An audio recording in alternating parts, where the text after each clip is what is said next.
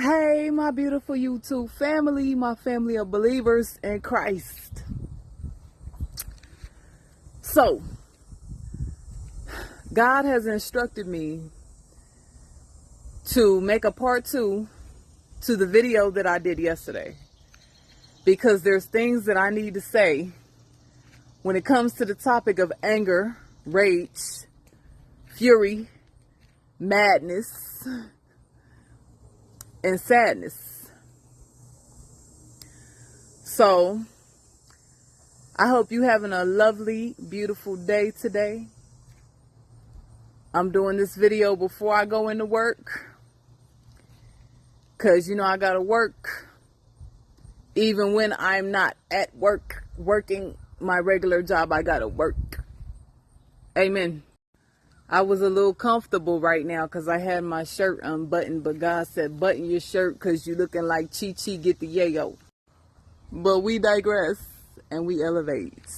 What do? We move and we groove and we what? Improve. So yesterday I had to redo the ending of my video because I was acting silly. I was acting real silly in the end of the video, and it was because I couldn't believe the quality of the way that I delivered the information, and I was also ready for the video to be over. And either way, I had to re-record the last clip of the video because it was unprofessional. And God let me know, you got to stand on your word. And what I said on my Instagram account is that, God will take people that give him their yes, and he will turn them into professionals, and the people that give God their yes only compete with themselves. And so, I went and I re-recorded the video, and you could not even tell that, I did.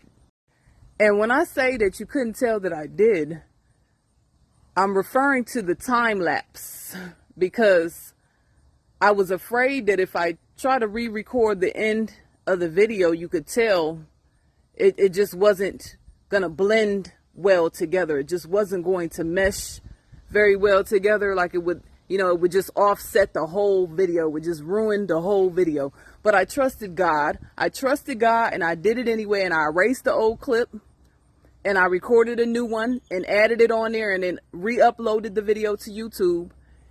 And it's as if, I never even made a mistake. And this is what happens when you partnership with God. When you partner with God, when you team up with God, he will blow your mind.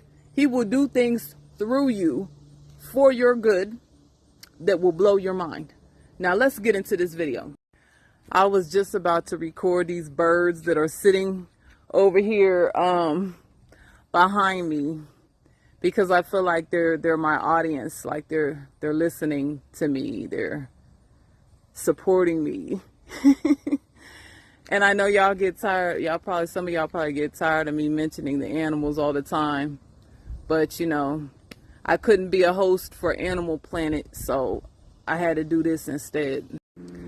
So in yesterday's video, if you didn't watch it, go watch that video and then come back and watch this one, so it'll all make sense, so that you can get the full message and the full perspective that I'm trying to give you, that I'm trying to bring forth for you. So yesterday, I forgot to mention that when I was in North Carolina and I had the PA plates, the Pennsylvania plates, and no insurance, no car insurance, no registration. But that was okay. I was still paranoid that the police was going to pull me over and take my truck. And I was homeless. I was living in my truck. I was living in and out of my truck. I don't know if I mentioned that or not, but if I didn't, then yeah, there's that part. Now, if you watched the video from yesterday, part 1 of sadness turns into anger, turns to anger over time. I was talking about how I saw the word Jonah when I was in rehab in the shower floor in the tile shower floor, and I'm not going to share that story again. Please go watch the video to hear the story, to get the full perspective of what I'm saying. So when I seen that word Jonah, okay, remember how I said when I seen it, the message that I received was that I will go where God sends me, while I'm thinking that I got control over where I go. Okay. You know how I told you I had to come back to my hometown twice. The first time was because of that revelation. Remember I told you the revelation that I got. And I thought that that revelation meant that I was going to be helping my grandma. But that's not what God said. That is not what God said to me. He didn't say you will be helping your grandma. I thought I was going to be helping my grandma. But when I got here in 2021 to my hometown, I ended up having to help my mom.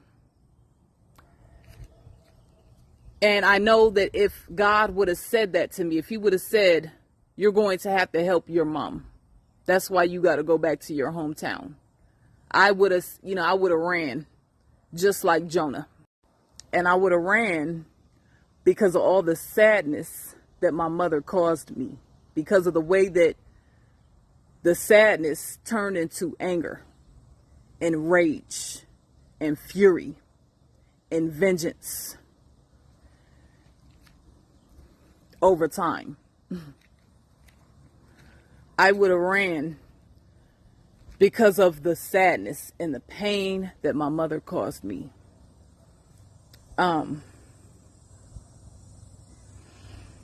So I had to come back to my hometown in 2021, thinking I was going to help my grandma, end up helping my mom, finding out that my mom had schizophrenia and wasn't taking medication for it. Okay, and that plays a big part in the reason why I lost my mind. While I was here helping my mom, I couldn't get over the fact that God wanted me to come here to help my mom, the very person that completely broke my heart and destroyed my confidence, destroyed my love. I couldn't understand why he would do that to me. And, it made me upset at God. But you know what? I acted like I wasn't upset at God, because I didn't want to be. I did not want to be upset at God, but I was.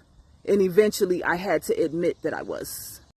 And that's a message for somebody, because when you are upset at God, but you're denying it, you're lying. When you're upset at God, but you don't want to talk to him and tell him that you are upset with him, you are lying, and you are withholding information from our Father in heaven. And that, to him, that's a no-no. You cannot withhold any information from God, and you can't lie. You know what I mean? You can't lie about the way that you feel. And you're supposed to be in relationship with God. You're supposed to be disclosing any and all information to him. But when we don't do that, we have to suffer for it. So, long story short, dealing with the disappointment that my so-called dad brought on my life.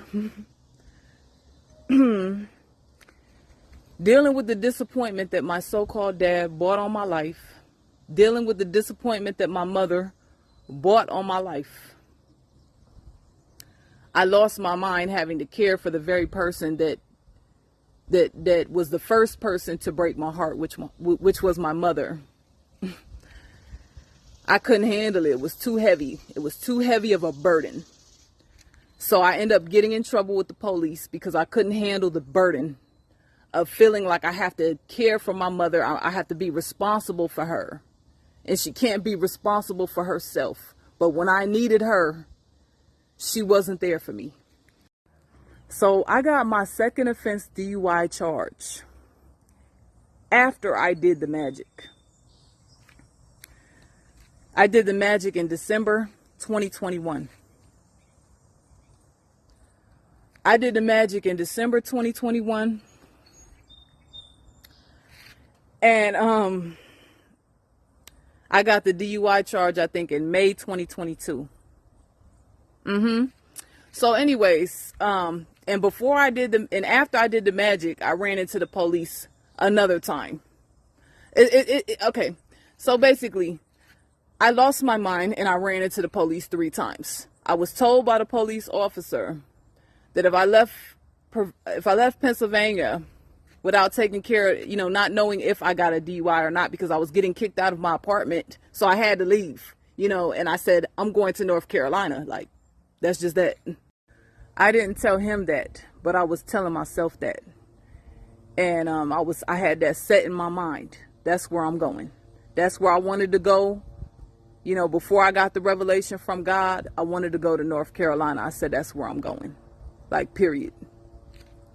After I finished helping my mom, I'm going to North Carolina. I did not intend on doing magic. I had no idea that I would reach that point of insanity. I had no idea that I would snap, that I would break like that. That I would snap, crackle, and pop like that.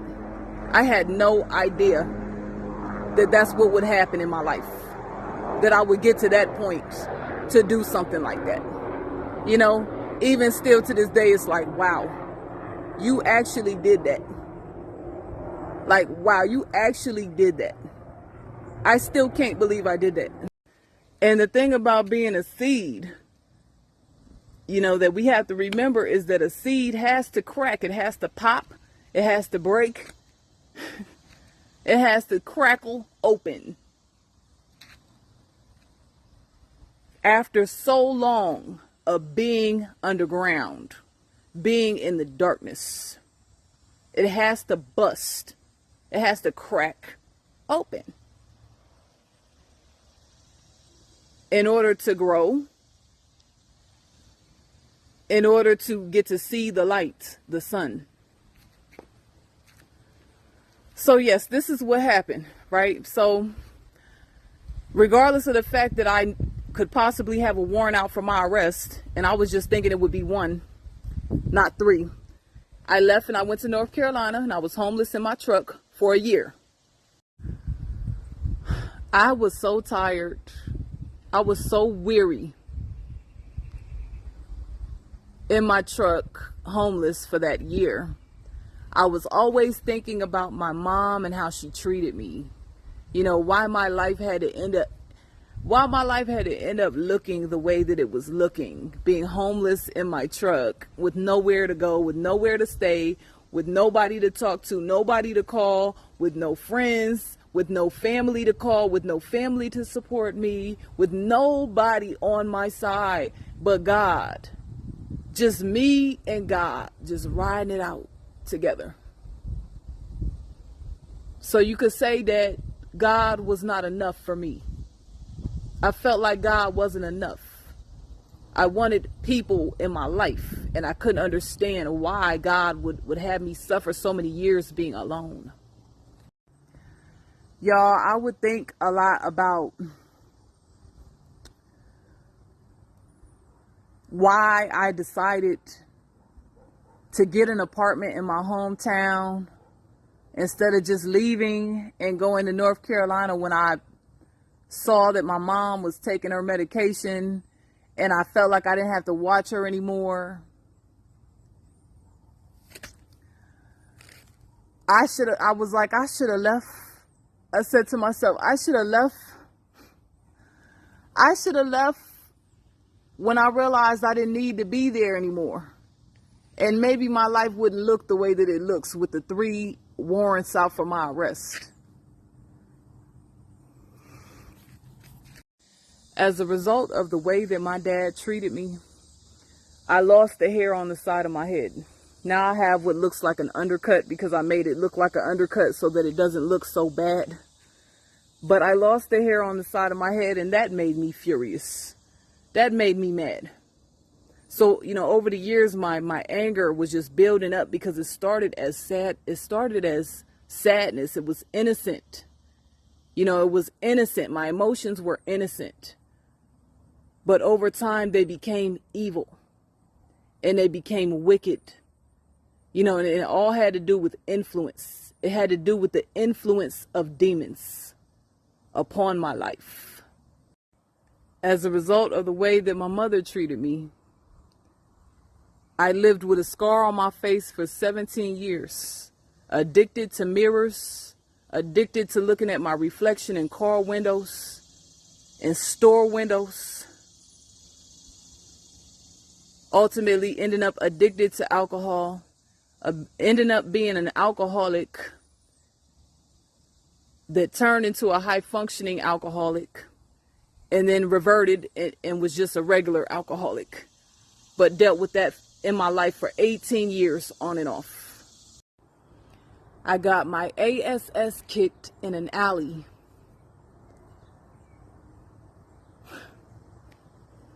by a black guy, a black male that was using drugs, which is why he did what he did, while a bunch of black people stood around and watched it and did nothing. Yes, my mouth got me in that situation. And you know what else got me in that situation? My alcoholism. 3 of the female friends that I thought I had, I feel like I had to find out that they were in competition with me. They weren't my friends at all. They were actually insecure females, just like myself, that were seeking after love and attention that maybe they did not receive, just like myself.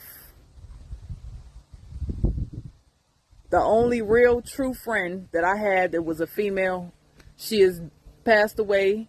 She passed away in 2015, and her name was Nikedra St. Clair. When she passed away, I was sad because I had to realize that I didn't know how to be a good friend because of the way that I was treated by the other ones. I didn't know how to be a good friend. I kind of treated friendship like it was something I didn't really care about. I didn't really care to have a good friend, but I did care to be a good friend to myself. And I was working on that, but I wasn't there. I was still not there. I was not being a good friend to myself. So I couldn't be a good friend to Nikki either. She even told me herself, because she was very intelligent. She was 4 years older than me. And she told me that one day we was on the phone and she was like, "You've never had a real friend, have you?" And I said, "Yeah, I have."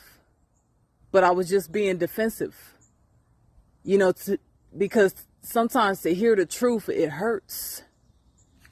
So when she told me that, I stepped into defense mode, which is what a lot of us do, when we're told the truth about ourselves and we are not ready or in a position to be able to accept it and take it. Whew, let's bring it back. Let's get it, reel it back in. Cause I noticed my energy because I had to get that out. And that was a little rough to get all that out, y'all, but it's necessary for the video, and God has sent me confirmation through his animals that I'm doing the right thing. 3 deer ran past when I was talking about the 3 friends, so-called friends that I had. 3 deer ran past to let me know, yes, that clip is good. Keep it. So, I'm going to take it back to when I had to come back here to my hometown and turn myself into jail. That was very, very hard for me to do. I can't forget to mention this. Earlier when I played that song by GAWD called High Class, God sent a red robin like right past my head to go sit up on a branch in a tree to let me know, yes, yes, yes, you're not wrong. Yes, continue. Yes, you're not wrong for talking the way you talk. Continue. Continue.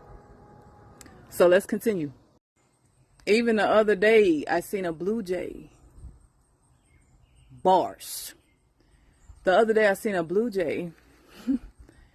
And, yeah, God just, he just be showing me like, go ahead, continue. You're not wrong. You're right. Continue. You're not doing something wrong. You're right. Continue. Like, I cannot make this up, y'all. Just now, two big, humongous, ginormous black birds came, you know, as another confirmation. And I like I told y'all, I count birds. I started doing this after I did the magic. And it's still one up there, look.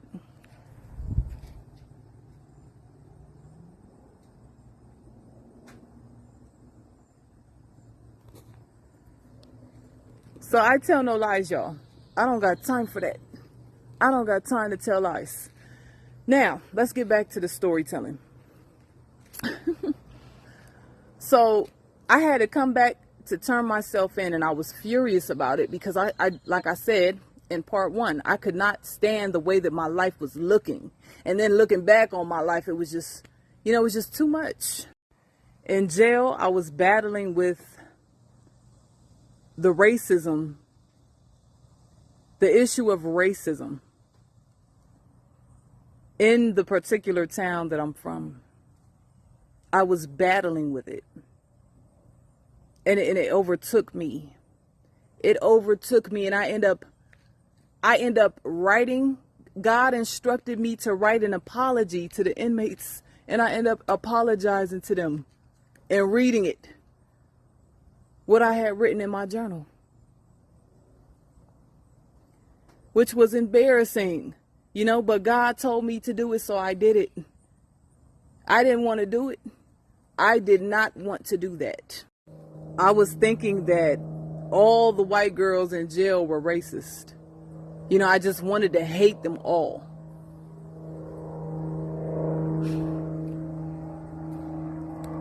Then when I got to the halfway house, I was upset that I was being told what to do. You know, I couldn't stand the authority factor.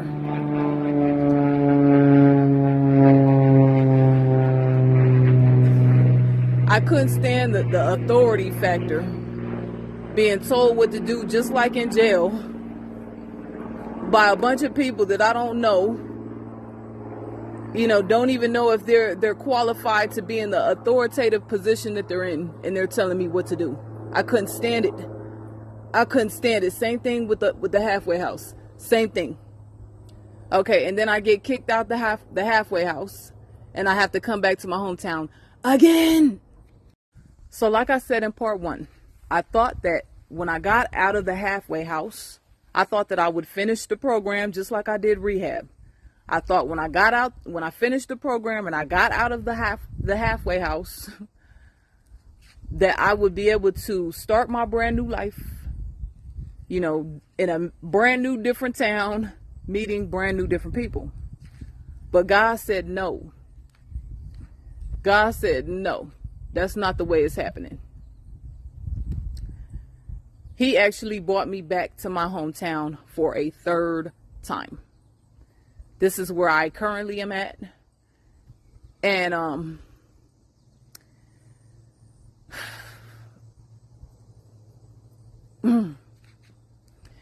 things don't always work out the way that you plan for them to. Y'all, honestly, when I got out of jail, I felt like I was never coming back to my hometown again. I thought I would never see this place again. Just like how I felt when I was in Virginia trying to find a new place to start my life. I thought I would never see my hometown again, but I had to come back.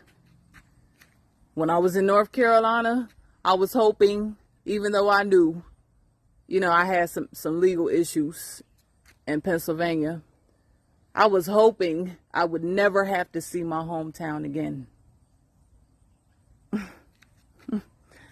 When I came back to turn myself into jail, when I got out of jail after 90 days, 3 months, I thought I would never have to see my hometown again. And I finally understand why. I just received it just now. What to say next is what I mean. I just received it just now. I finally understand why God brought me back to my hometown. And it's because of the hatred. It's because he needed to remove the hatred that I had for my hometown.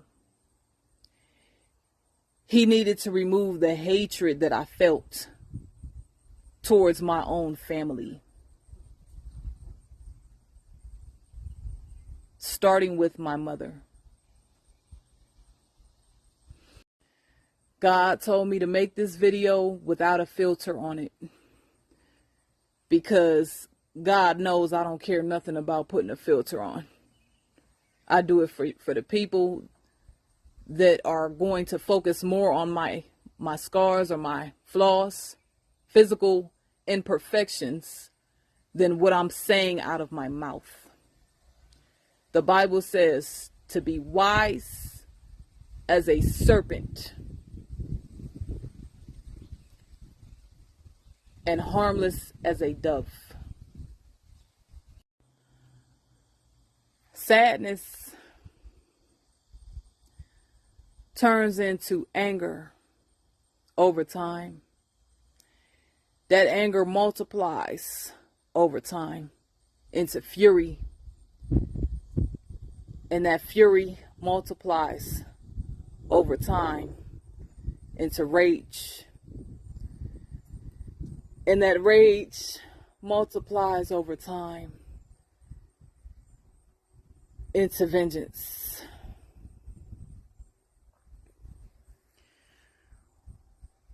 What it is all together, mixed up in a pot, is hatred. And when you have hatred in your heart, you cannot prosper and do well as God has called you to do. Without our flaws and our imperfections, God's power and his glory cannot be manifested upon the face of this earth through his children, his precious sons and daughters. Without our flaws and imperfections, we would not need God. We would not need to cry out to God for help.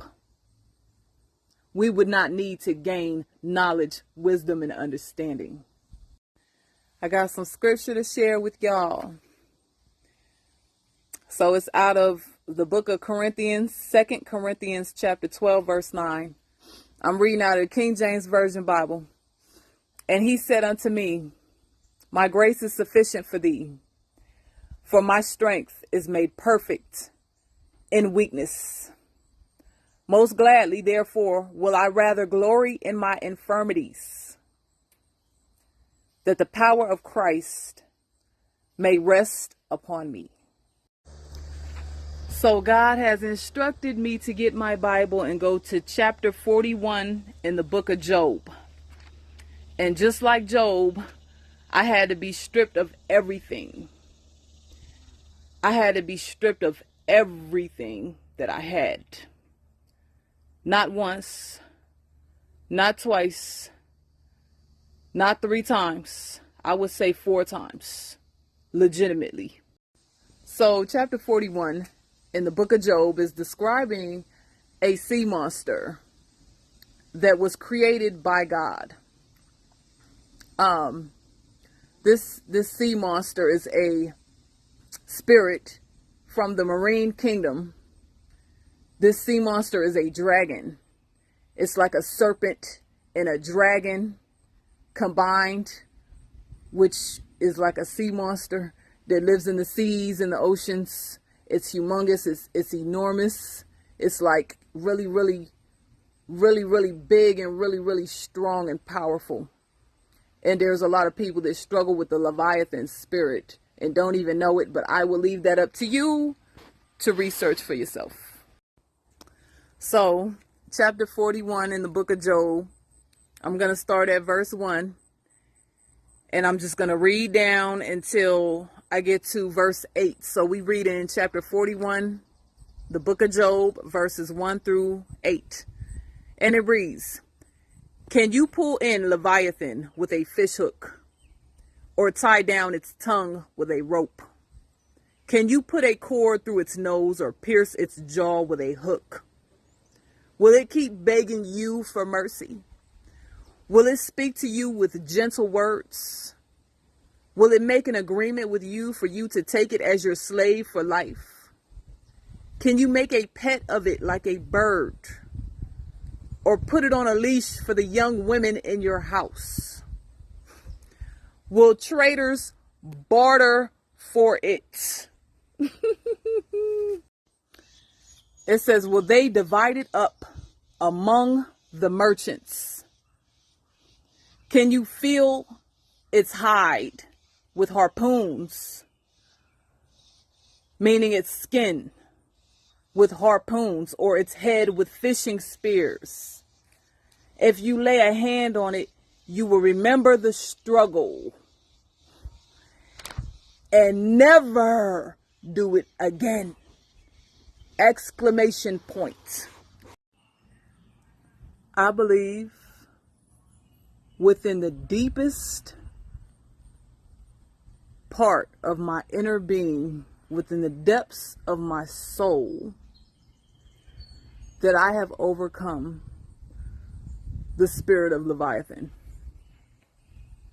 I hear a round of applause, but not in the video, like not in the spirit. I hear a round of applause in the spirit.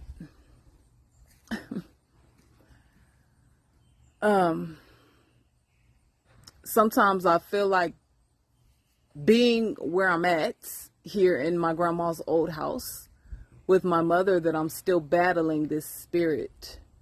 But sometimes that's what you have to do for the people that you love. Sometimes I don't know if I'm going to be able to take my mother where God is taking me. Only time will tell, but I do hope that she can come along with me, and that I can show her, that God actually saw her struggle, that he cares about her, that he cares deeply about her. And, he will reward her for her courage and strength.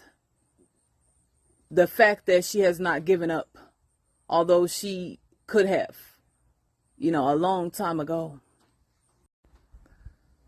I am proud of myself for the work that I've put in to be the person that I am today. I had to go through a lot of sadness, which turned into anger, which developed into fury and multiplied into rage and vengeance. But glory be to God that I'm still here standing in my right mind to be able to present this video to you. I thank him. I'm very, very grateful for all that he has done, all that he is doing in my life, and all that he will do in my future. The sadness that you are carrying, it's a part of your purpose. It's a part of your calling. It's a very big part of your testimony. the sadness that you are carrying, the burdens that you carry, the weight that you carry, the anger, the fury, the rage, the vengeance.